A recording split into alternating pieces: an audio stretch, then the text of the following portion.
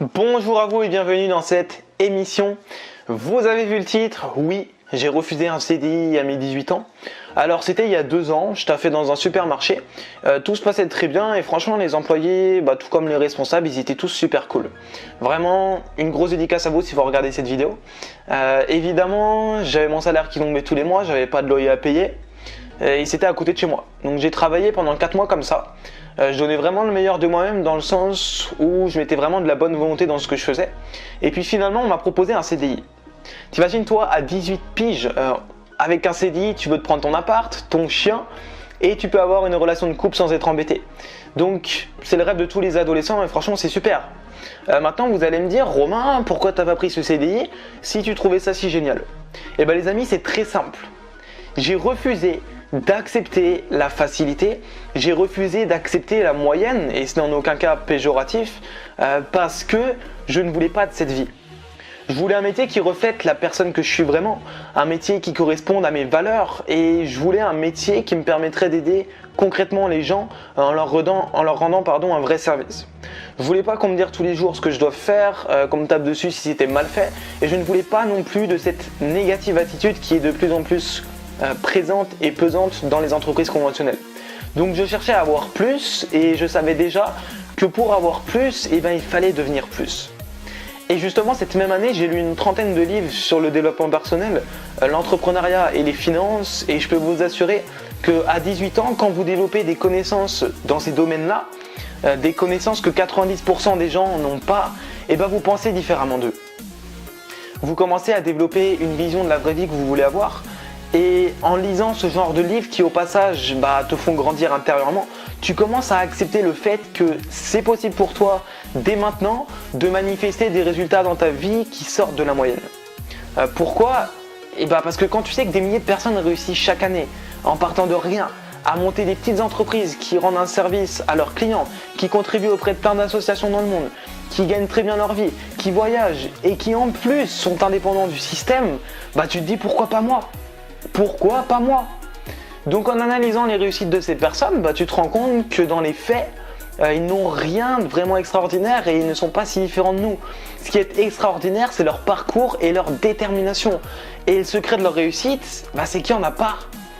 Ces personnes-là, elles se sont bougées le cul pour atteindre ce qui était important pour elles. Et elles ont pris des décisions difficiles. Donc j'avais un choix à faire et c'est un choix qu'on a tous à faire chaque jour quand on se lève le matin. Alors c'est une image, mais on peut soit prendre une voiture qui n'avance pas mais qui est super belle à l'extérieur, c'est-à-dire qu'on peut choisir la routine, ou on peut prendre une voiture qui est super moche de l'extérieur mais qui a un putain de moteur à l'intérieur et qui va te permettre du coup de choisir l'excellence et cette voiture, c'est celle qui va pouvoir vous emmener plus loin, d'accord? Donc oui, j'ai refusé de prendre la belle voiture que tout le monde aurait prise parce que ce que j'ai toujours voulu dans ma vie, c'est prendre une route différente qui va me faire voyager et me faire faire des choses que 90% des gens n'auront pas la chance d'expérimenter. Donc oui, c'est difficile sur le moment parce que tu risques d'être critiqué, d'être jugé et d'être pointé du doigt. Mais si tu as une vision et que tu sais ce que tu veux, personne ne pourra t'enlever ça. Donc c'est quoi qui compte le plus pour toi? Est-ce que c'est ce que les autres ils vont penser de toi ou est-ce que c'est de te diriger vers ce qui compte le plus dans ta vie? Je te le demande. Parce que toi aussi tu as un choix à faire. Le premier, c'est de rester dans ta belle voiture qui n'avance pas, c'est-à-dire de rester dans ta routine quotidienne. Et le second, c'est de prendre un véhicule beaucoup plus laid qui va t'emmener beaucoup plus loin. Donc si tu aimes la vie que tu mènes globalement, je te le dis, reste comme ça. Après tout, pourquoi se faire chier? Dans 100 ans, tu seras plus là de toute façon, donc oui, autant en profiter. Maintenant, si ta définition du mot profiter, c'est vivre une vie entre guillemets normale comme les autres, je vais pas pouvoir t'aider. Et je pourrais pas non plus te changer parce que j'ai déjà essayé de changer des gens et ça marche pas. Pourquoi? Tout simplement parce que cette décision de changer, elle doit venir de toi.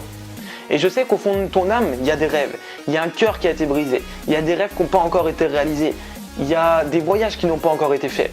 Donc ce que je te propose maintenant dans mes vidéos, c'est ça. C'est de prendre la deuxième voiture pour agir au quotidien, pour te sentir mieux dans ta peau, pour réussir à faire plus de sport, pour réussir à manger plus sainement, pour faire en sorte de réussir à avoir des relations saines avec les autres. Et pourquoi pas, éventuellement, si ça t'intéresse, de monter un business au service des autres, au service de ta propre vie, de voyager, de rencontrer des personnes extraordinaires. Donc, dans ce sens-là, je vais pouvoir t'aider parce que tout ça, c'est ce que je fais en sorte d'obtenir dans ma propre vie.